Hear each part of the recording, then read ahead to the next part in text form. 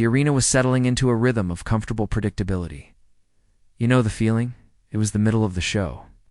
The crowd had spent their energy on the opening match, and now a low hum of conversation floated over the seats like a fog. In the ring, the current champion stood tall, holding a microphone, reciting words that felt rehearsed, safe, and expected.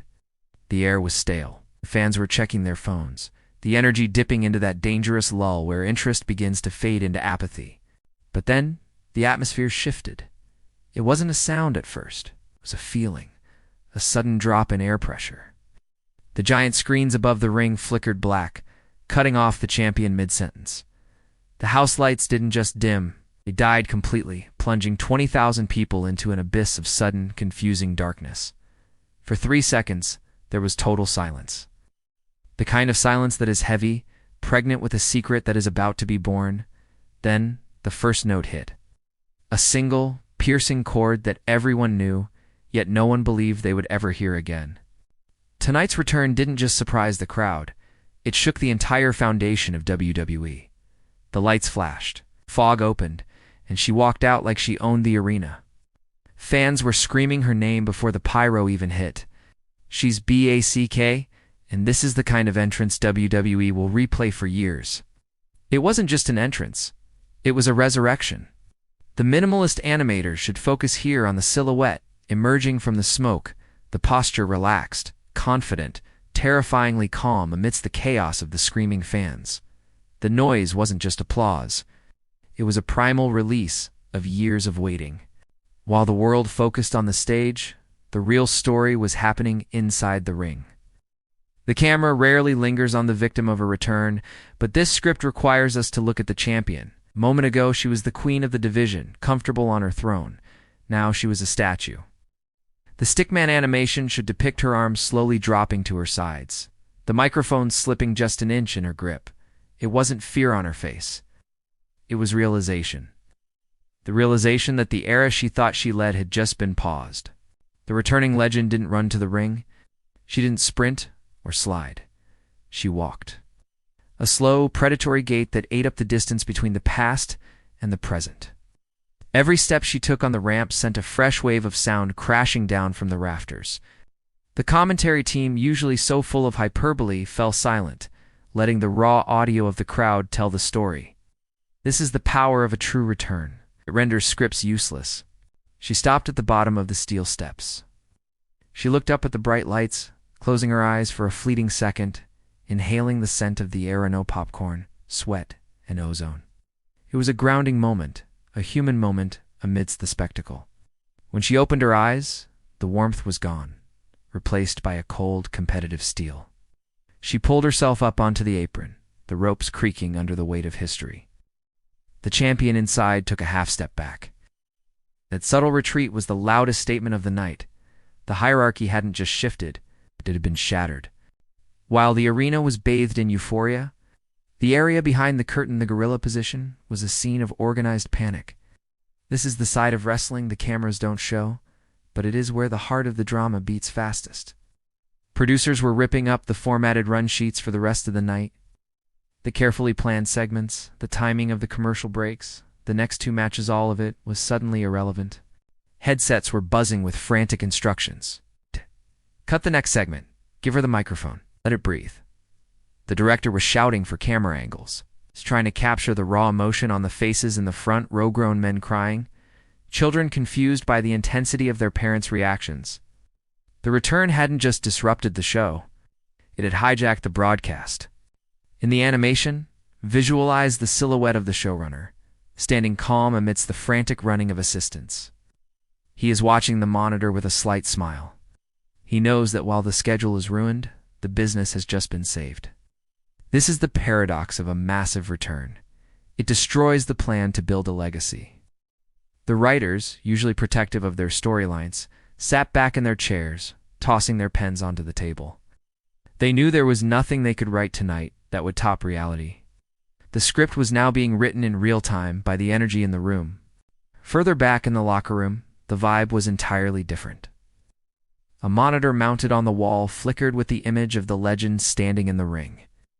Around it, the roster gathered. This wasn't just a fan moment. This was a workplace disruption. Stickman visuals should show a divide in the room. On one side, the veterans nodding with respect, understanding the gravity of who just walked through the door. On the other side, the young up-and-comers, arms crossed, postured defensive. They knew what this meant. Spots on the card were suddenly scarce. Main events were no longer guaranteed. Return of this magnitude sucks the oxygen out of the room, leaving very little air for anyone else to breathe. The jealousy was palpable, mixing with admiration in a toxic cocktail. One wrestler, sitting on a bench lacing up her boots, stopped mid-motion. She stared at the screen, realizing her match later that night would now be a footnote. It's a brutal industry. The return of a legend is a celebration for the fans, but for the locker room, it is a sudden raising of the bar. If you can't keep up with the ghost of the past, you don't have a future. The silence in the locker room was a stark contrast to the roar in the arena. It was the silence of people realizing they just got demoted without a single meeting taking place. The ecosystem had introduced an apex predator, and everyone else was suddenly wondering if they were still predators or if they had become prey. The moment her music hit, the internet ceased to function as a tool for communication and became a monolith of reaction. Social media timelines moved so fast, they became a blur of capitalization and exclamation points. She's home. Impossible. The trending topics shifted instantly, dominated globally by a single name.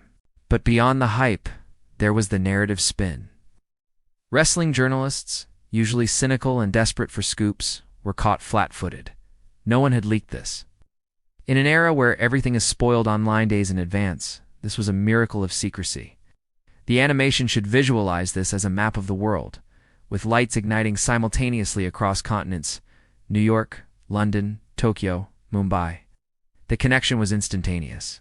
Podcasters were already hitting record on emergency broadcasts. The sheer shock value forced the entire industry to pivot. Speculation ran wild. Was this a one-night appearance? Was she here for the title? Was she here for revenge? The ambiguity was delicious. It fueled the engagement metrics that corporations crave. But for the fans, it was simpler. It was the feeling of childhood returning. It was the suspension of disbelief being rewarded. The digital firestorm wasn't just about clicks. It was a collective exhale of millions of people who remembered why they fell in love with this theater in the first place. Cut away from the noise now. Let's look at the quiet moments that preceded the explosion. Visualize a car ride to the arena, hours before the show. Tinted windows, a hood pulled up, the returning hero sitting in the back seat, staring at the passing city lights. This return wasn't just a business deal. It was the culmination of physical and emotional rehabilitation. The animation should show quick, monochromatic flashes of the struggle. A doctor shaking his head. A lonely gym session at 3 a.m., ice packs strapped to knees, the doubt reflected in a bathroom mirror. The audience sees the glory, but the script must acknowledge the toll. She had a family who had gotten used to having her home. There were conversations at the dinner table that weren't televised asking if she was sure, if her body could handle the bumps, if the road was worth traveling again. The pop from the crowd is the reward, but the currency paid for it is time away from loved ones and pain in the joints. As she stood in the gorilla position just seconds before walking out, she wasn't thinking about the money. She was thinking about the promise she made to herself to end this on her own terms. The emotional weight of that sacrifice is what gave her eyes that specific intensity, the look of someone who has climbed a mountain just to see the view one last time. Back in the ring, the music faded. The crowd noise finally dipped from a roar to a buzzing anticipation. She raised the microphone. The hand was steady. The stickman animation should focus on the pause. In wrestling, the pause is more powerful than the shout. She looked around the arena, making eye contact with the upper decks, acknowledging the people who bought the cheap seats. She didn't start with a catchphrase. She started with a whisper. I didn't think I'd be back. The vulnerability in that opening line hooked the audience deeper than any insult could. She spoke about the time away, the darkness of retirement, the feeling of watching the show from a couch, and feeling the itch in her veins. It wasn't a promo. It was a confession. She stripped away the character and gave them the person. She spoke about the landscape of the division, praising how it had grown, but subtly noting what it lacked. It lacked danger, lacked uncertainty. And that, she explained, is why she returned. Not to take a spot, but to remind everyone what the standard looks like. The storytelling here was masterful. She wasn't burying the current roster. She was challenging them. She was the mountain demanding to be climbed. The champion raised her title belt, holding it between them like a shield and a weapon. The returning legend didn't look at the belt. She looked right through it, into the eyes of the holder. The animator should depict the tension as a vibrating line between the two figures. The camera work in our mind's eye zooms in. The champion spoke off microphone, words the audience couldn't hear but could read on her lips. "This is my yard now." The legend simply smiled, a smile that wasn't happy, it was terrifying. She tapped the microphone against the title belt, clink, clink, a sound that echoed through the silent arena. She turned her back, the ultimate sign of disrespect. She didn't need to fight tonight. She had already won the psychological war. As she exited the ring, leaving the champion fuming and insecure in the center of the canvas, the story for the next 6 months had been written without a single drop of blood being spilled. The hook was set. The show ended. The copyright logo flashed, and the broadcast cut to black. But inside the arena, nobody moved. The energy was still vibrating in the plastic seats. This is the hangover of a great wrestling moment. Fans shuffled out slowly, dazed, already rewatching the clip on their phones while walking down the stairs. Backstage, the adrenaline dump was hitting the returning star. She sat on a crate, the sweat cooling on her skin, the noise of the arena now just a distant memory. The producers clapped her on the shoulder. The other wrestlers kept a respectful distance.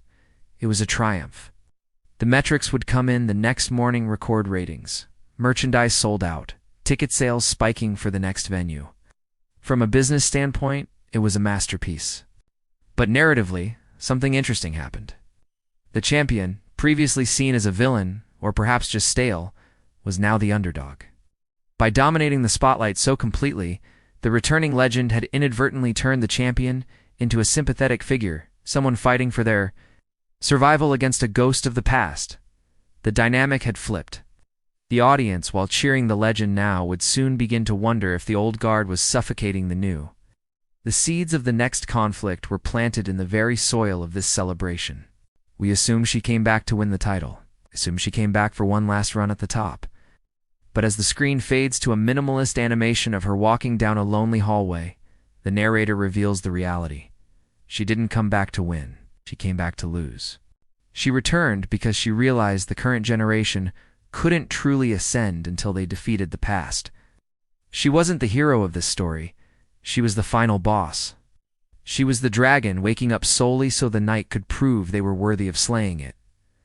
The return wasn't about ego. It was the ultimate act of giving back. She was here to transfer her heat, her legacy, and her star power to the woman standing in the ring holding the belt. The fans saw a return. History will see a passing of the torch. The lights go out, not on a victory, but on a sacrifice wrapped in the glory of an entrance.